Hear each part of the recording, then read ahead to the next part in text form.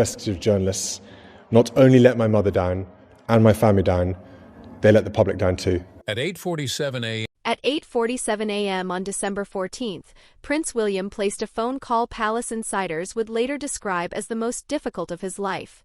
It lasted 11 minutes. And when it ended, the future of the monarchy had quietly shifted in ways no one was prepared for. The call wasn't emotional. It wasn't dramatic. It was necessary. Just hours earlier, sealed court files buried for more than 3 decades had been unsealed. Files the institution had worked tirelessly to keep hidden. London woke up that morning to an unusual kind of silence. Not the calm quiet of a winter weekend, but the heavy electric stillness that settles in just before something historic breaks. Along the Strand at the Royal Courts of Justice, a single judge arrived before dawn. No press. No spectators. Only a small circle of court officials and palace representatives sworn to confidentiality. At 6:02 a.m., Justice Margaret Thornhill signed the order. The documents, classified since 1996, were to be released to the public record immediately.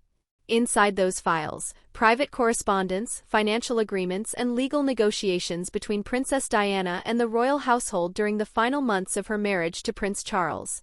Sealed during the divorce under strict privacy protections, they were meant to shield both the monarchy and Diana's legacy from scrutiny. That protection was now gone. Within minutes, Buckingham Palace was alerted. A senior legal advisor already monitoring the case placed a call to Kensington Palace.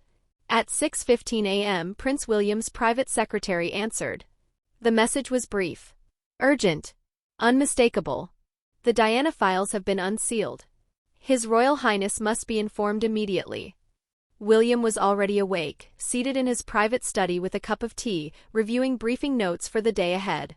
When his secretary entered, the look on his face said everything before a word was spoken. The files? William asked quietly. His secretary nodded. Released this morning. Published electronically. Media access within the hour. William set his tea down. His hands were steady, but a familiar pressure tightened in his chest. He had known this day might come. The legal fight over the documents had dragged on for nearly 2 years, and palace lawyers had warned him the outcome was uncertain. Still, knowing something in theory is very different from confronting it in reality. Send me everything, William said. I want to see the full contents before anyone else does. By 6:45 a.m., the files arrived securely at Kensington Palace. Alone in his study, William watched as page after page loaded onto his screen, legal drafts, financial settlements, formal agreements stamped with the palace seal. Then he saw it. His mother's handwriting. Not headlines. Not commentary. Not interpretation. Her handwriting, raw, unmistakable, and woven through the margins of documents meant to control her life. And in that moment, William understood something the palace had feared for decades. Once the world read what Diana had written, nothing, not even the crown, would be untouched. The documents didn't read like history. They felt personal. Margins were filled with annotations, questions, objections, moments of visible frustration. Reading them felt less like reviewing legal filings and more like encountering his mother's presence in a place William had never expected to find her. What struck him next was the complexity. These were not the papers of a woman being silenced or cornered. They were the records of someone negotiating, calculating, and fighting for outcomes that mattered deeply to her. And as William read further, one truth surfaced again and again. Diana had been protecting her sons. Across London, the same files were now lighting up inboxes in newsrooms. Editors at the BBC, The Times, The Guardian, and every major outlet scrambled to assign reporters, royal historians, and legal analysts. Within 30 minutes, the first headlines appeared online. Sealed Diana documents finally public. Diana's divorce settlement revealed. What the palace didn't want known for decades. At first, the tone was cautious, almost reverent. Editors understood the fragility of what they were handling. This wasn't just archival material. It involved living heirs, unresolved grief, and a woman whose death still haunted public memory. But as the morning unfolded and more details emerged, the narrative began to harden.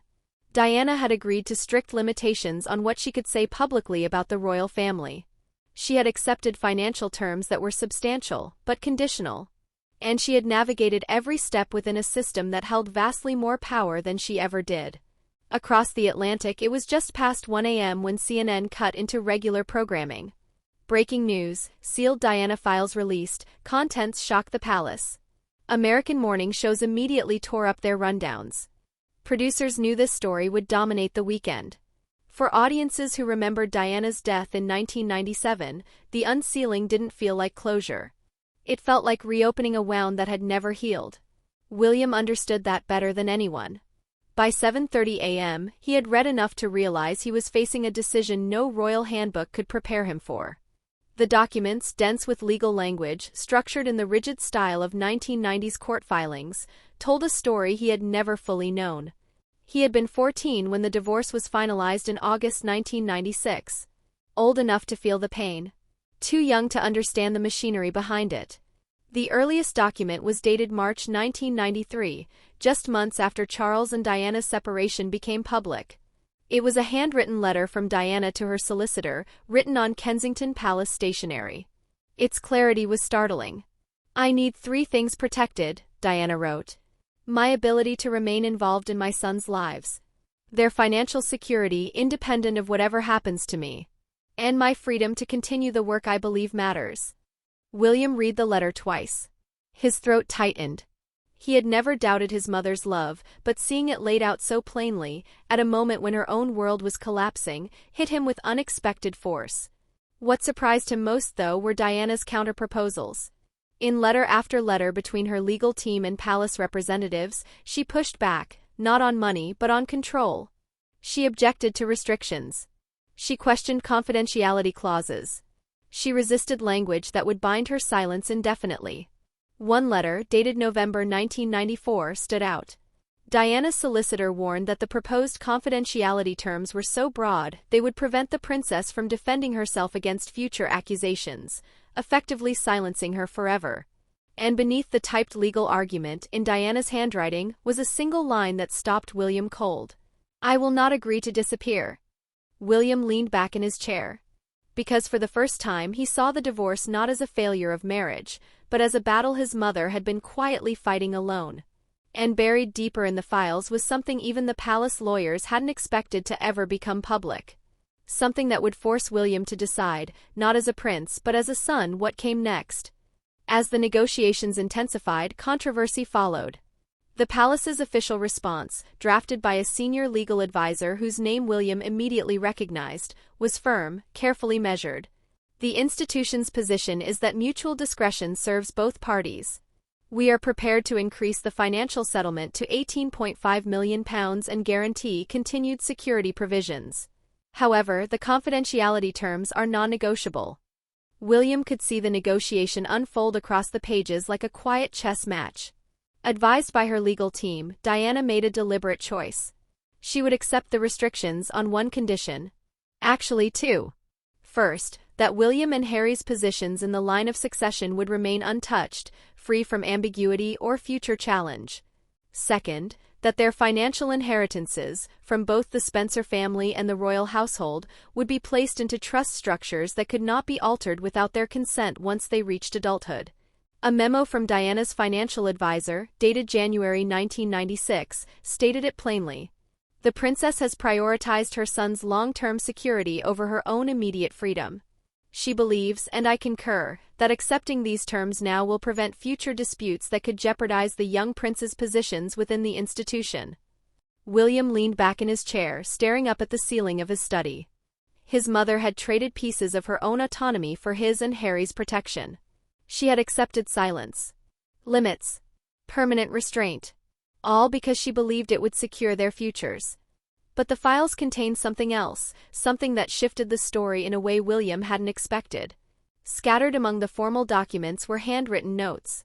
Private fragments of Diana's thoughts as she processed what she was agreeing to.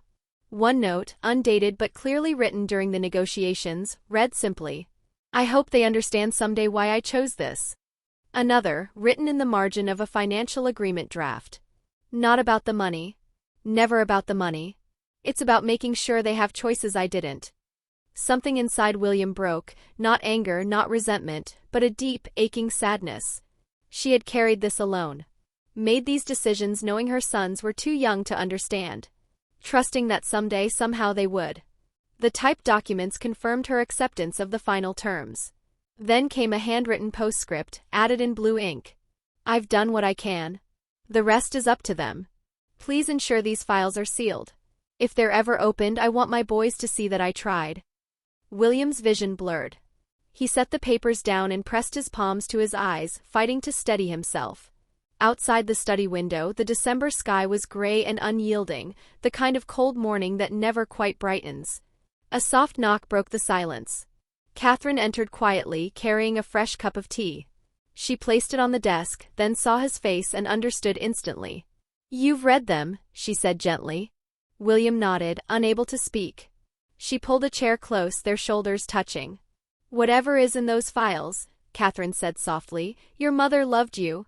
That was never in question." When William finally spoke, his voice was raw. "She gave up so much. To protect us. And I never knew."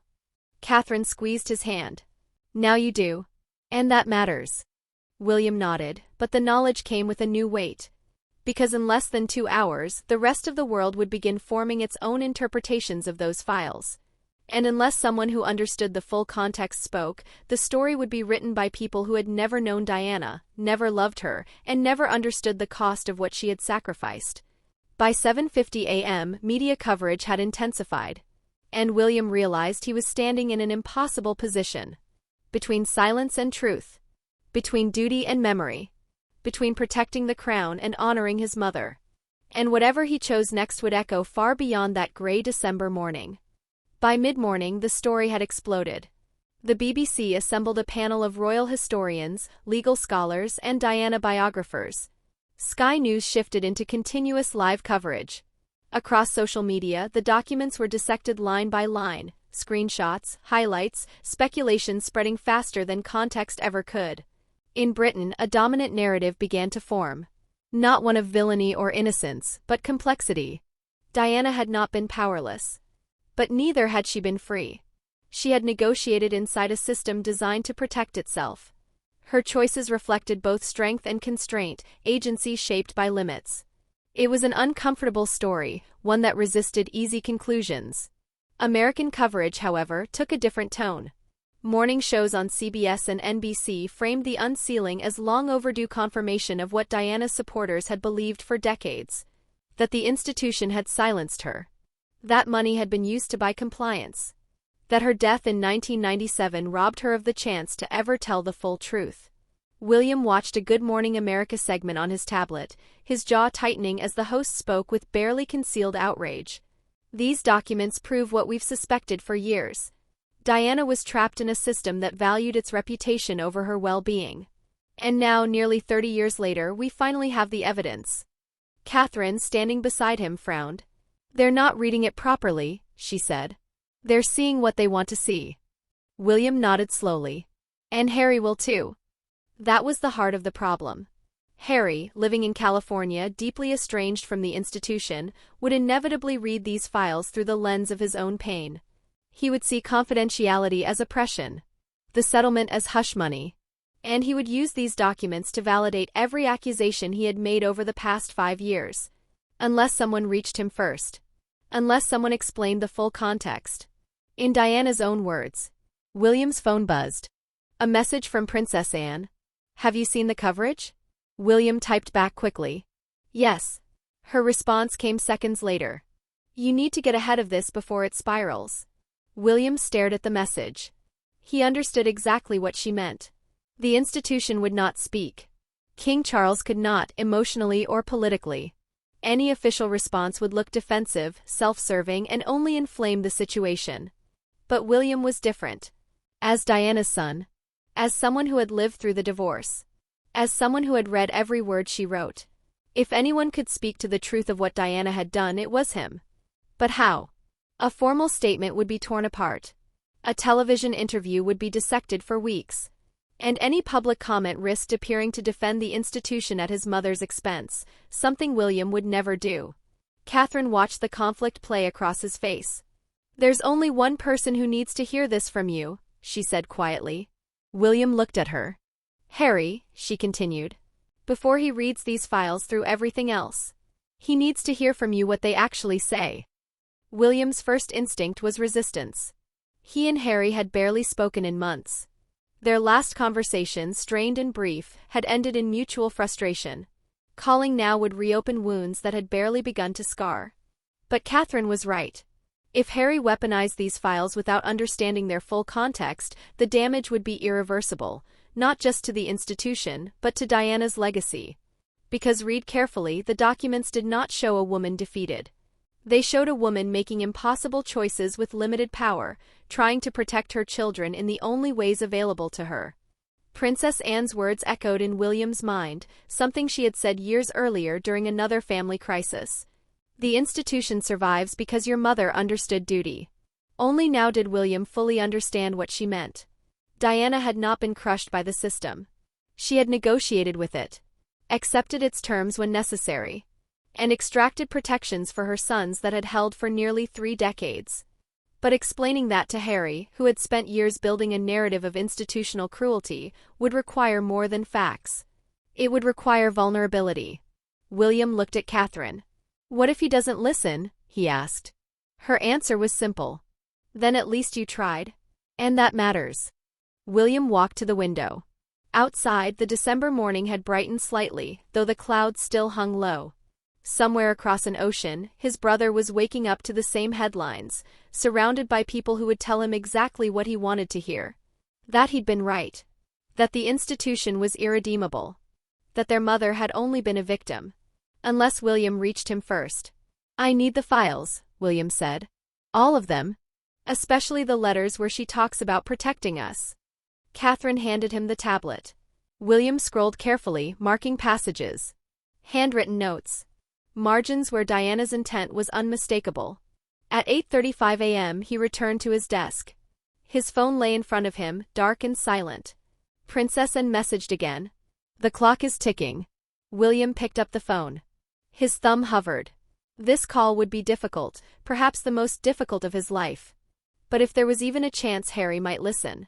If there was a chance he might see their mother's choices through love instead of grievance. William had to try. At 8:47 a.m. he pressed call. The phone rang once. Twice. 3 times. On the 4th ring the line connected. There was a pause, long enough that William wondered if it had been accidental. Then Harry's voice came through. Guarded. Flat. "William." "Harry," William said. "I need to talk to you about the files." "I've seen the headlines," Harry replied. "Have you read the documents?" "I will," Harry said. "I'm sure they'll confirm everything I've already said." William closed his eyes briefly. "That's exactly why I'm calling. If you read them without context, you'll miss what she was actually doing." Silence. Then movement on the other end, fabric shifting, footsteps. "What was she doing?" Harry asked, tension rising. "Accepting hush money from the institution that destroyed her?" William forced the frustration down. "No. And that's the interpretation I'm trying to stop, because it's wrong." Another pause. 5 minutes, Harry said finally. "You have 5 minutes." William glanced at the clock. 8:49 a.m. He didn't know it yet, but this conversation would last 11 minutes. "The files show Mom negotiating," William began carefully.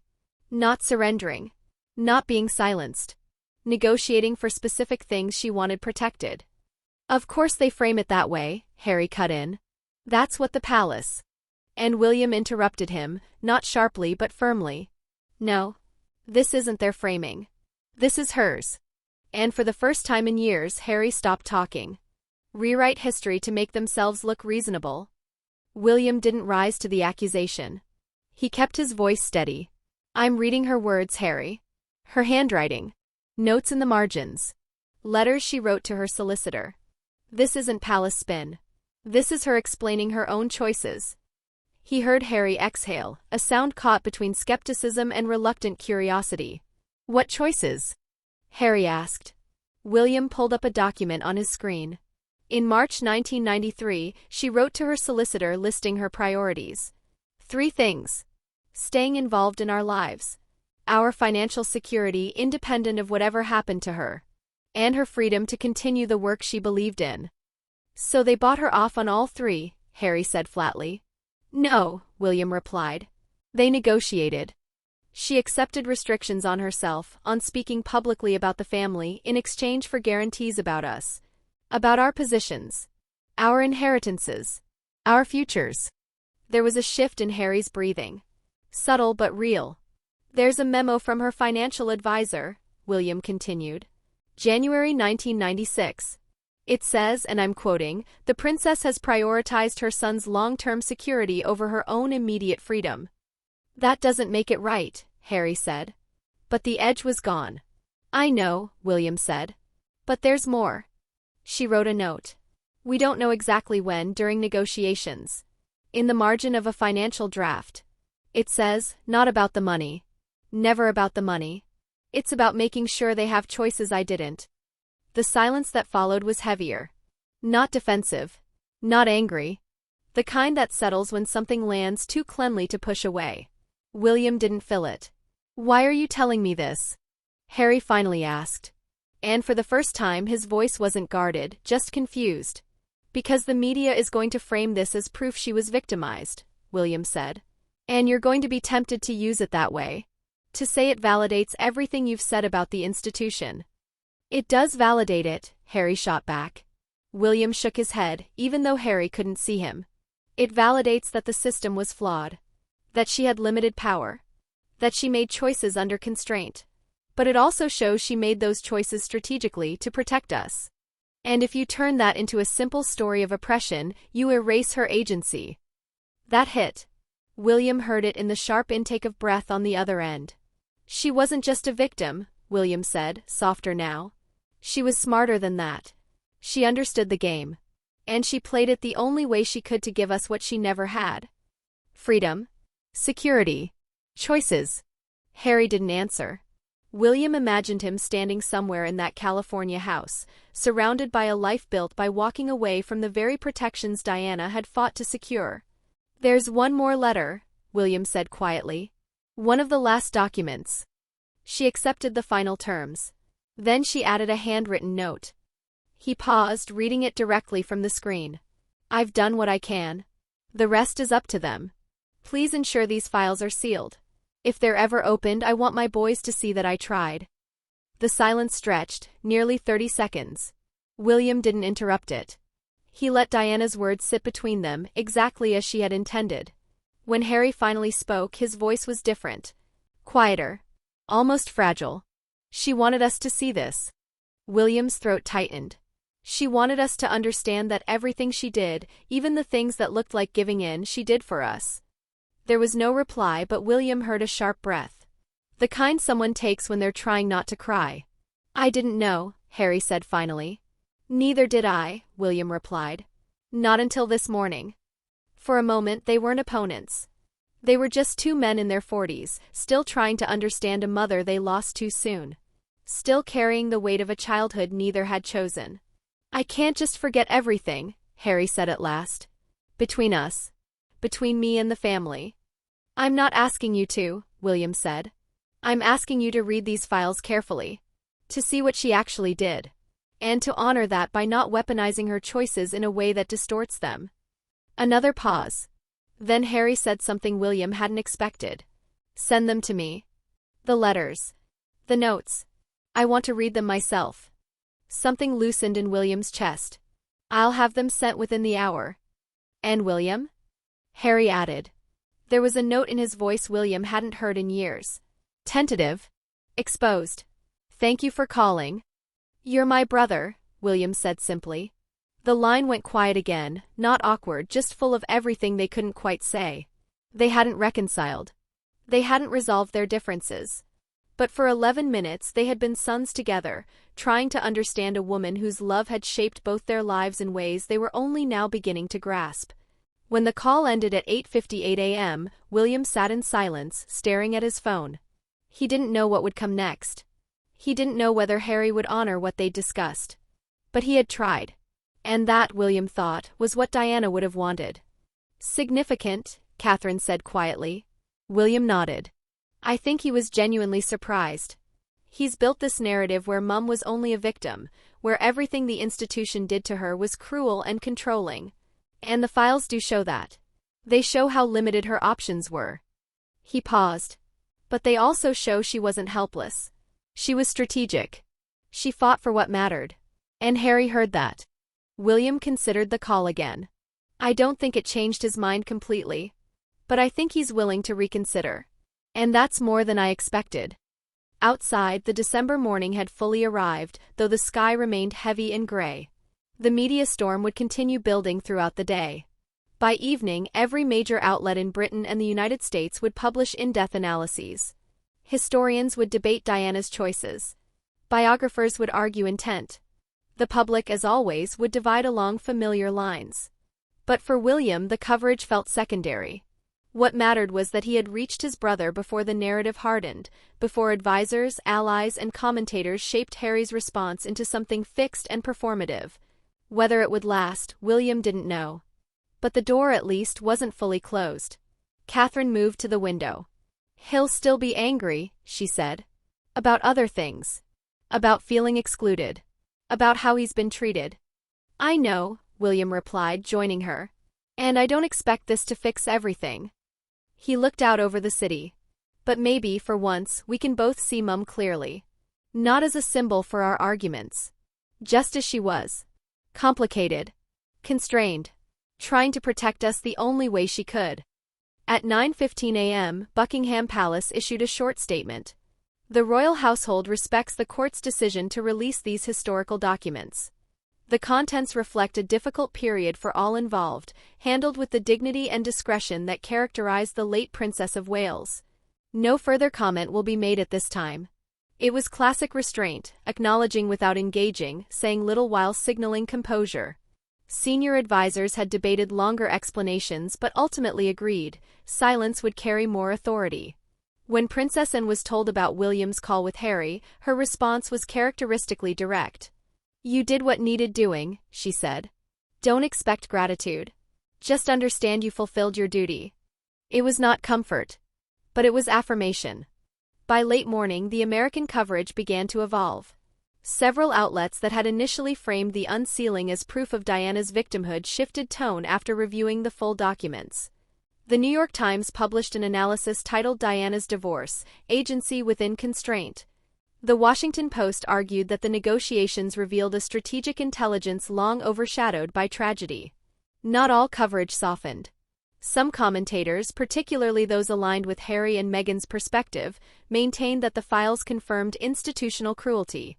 But even in the United States, complexity began to break through. British coverage had been more measured from the start. The Times contextualized Diana's divorce alongside earlier royal separations. The Guardian interviewed legal experts on the limits imposed by royal protocol and 1990s British family law. The Telegraph emphasized Diana's own words about prioritizing her son's security. In California, Harry spent the morning reading. William had sent the documents as promised. Harry worked through them alone in his study. Meghan offered to read with him, but he declined. This felt private, less like research, more like a conversation with his mother across 3 decades. When he reached the handwritten notes, the margins filled with thought, doubt, resolve, something shifted. For years, Harry had carried an image of his mother as powerless, destroyed by an institution that never valued her. These notes told a different story. Not about the money. Never about the money. Harry lingered on the line. He had been accused relentlessly of leaving for money, of trading his heritage for contracts and platforms. He had always said it was about freedom. About protecting his family. His mother, facing similar accusations, had written the same thing. Harry didn't know what to do with that realization. It didn't erase his anger. It didn't heal the fractures. But it complicated them. By early afternoon, the narrative had stabilized. The story was no longer about scandal. It was about nuance. Diana had navigated an impossible situation with limited power and considerable intelligence, making choices that protected her sons at personal cost. Not a saint. Not a martyr. A mother. For William, sitting in his study as the afternoon darkened, that felt like the truth. His phone buzzed. A message from Harry, the first initiated by him in months. I read them. I don't agree with everything. But I understand more than I did. William typed back carefully. That's all I hoped for. A pause. Then another message. She was stronger than either of us realized. William felt his eyes sting. Yes, he replied. She was. The exchange ended there. No reconciliation. No promises. Just understanding. As evening settled over London, William stood at the window, watching lights flicker on across the city. Catherine came up behind him, wrapping her arms around his waist. "You did well today," she said quietly. William covered her hands with his. "I did what she would have wanted," he replied. "I tried to protect what she built." "And that," Catherine said, "is exactly what a son should do." The exhaustion hit around 4 p.m., deep and unrelenting. Not physical, but emotional. The kind that comes after restraint, empathy, and decisions that can't be undone. Later, Catherine found him in his study, staring at a photograph on the shelf. It was from 1995. Eton. Diana beside him, her hand on his shoulder. William was 14, on the edge of understanding far more than he wanted to. Diana was 34, in the middle of negotiations that would shape the rest of her life and secure her son's futures. "She looks tired," Catherine said softly. "She was," William replied. "Fighting battles I never saw. Making choices I was too young to understand. Carrying it alone so we wouldn't worry." Catherine took his hand. "You carry a lot of her strength," she said. "The way you handled today, that was her in you." William appreciated the sentiment. But he also understood the cost. For years he had held a careful balance, acknowledging the institution's flaws while defending its necessity. That balance had allowed him to honor both his mother and his duty. Today had unsettled it. Because Diana's sacrifices had been specific. Personal. Made for him and Harry.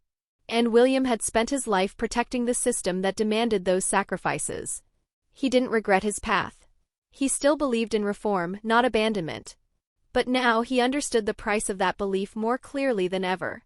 At 5:30 p.m., the palace confirmed no senior royals would give interviews. The decision passed without controversy. The public seemed to recognize that this was not a spectacle, but a family reckoning. That evening, King Charles called. The conversation was brief. "Careful." "You spoke with Harry," Charles said. "I did," William replied. He listened. A pause. "She loved you both more than anything," Charles said. "Everything she did, even the things that seemed." He stopped. William finished the thought silently. As the call ended, William stood alone, the city glowing beneath a heavy sky. The truth had come at a cost. But it had also done something else. It had restored Diana, not as a symbol, not as a myth, but as she was. A mother. The contradictions, the confusion, every choice she made came from love. William heard it then. Not as an abstract truth, but as something raw in his father's voice. The guilt Charles had carried for decades slipped through the careful restraint of a king who had long since learned how not to say too much. "I know, Dad," William said quietly. "I understand that now." After the call ended, he stayed where he was, the study slowly dissolving into darkness. He didn't reach for a lamp. He let the quiet settle. He thought of his mother at that table years ago, negotiating terms no one should have had to negotiate. Of the notes she wrote in margins no one was meant to see. Of the hope, almost a prayer, that one day her sons would understand why she chose silence over freedom. He thought of Harry alone in California reading the same words. Wrestling with a version of their mother that complicated everything he thought he knew. And he thought of himself, standing between past and future, between family and institution, trying to honor a sacrifice made for him by a system he was sworn to protect. The world would argue about the documents for years. Historians would contextualize them. Commentators would weaponize them. But for William, the truth had already settled, heavy and unavoidable. His mother had protected him by limiting herself. She had secured his future by accepting constraints on her own. And he would spend his life serving the institution that had asked that of her. It wasn't comfortable. It wasn't simple. But it was hers, written in her own hand. An hour later, Catherine found him still sitting in the dark. She turned on a small lamp, the light gentle rather than intrusive, and sat beside him without speaking. "I don't regret calling Harry," William said at last. "But it cost me something." Catherine waited. "I can't defend the institution the same way anymore," he continued. Not without acknowledging what it took from her. "You never defended it blindly," she said softly. "You've always pushed for change." He shook his head. "I still believed it was fundamentally fair. Fixable. Today I saw how much it can take, even when someone follows every rule. She took his hand. Then you make sure it never takes that much again. You honor her sacrifice by making it mean something.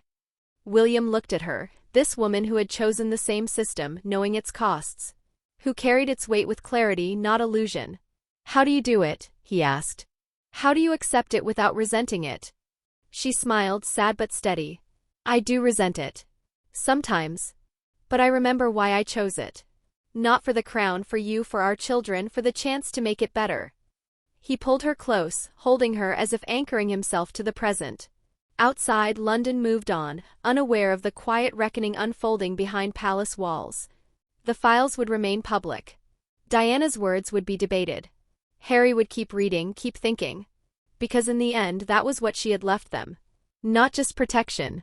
Not just position. But the understanding that love sometimes demands sacrifice, and that inheritance carries not only what you receive, but what you owe. William looked at the photograph on his desk, Diana's hand resting on his 14-year-old shoulder. I understand now, he whispered. And I'll try to make it worth what you gave. Catherine squeezed his hand. And somewhere across time, in ink once sealed and now revealed, Diana's words endured. I've done what I can. The rest is up to them.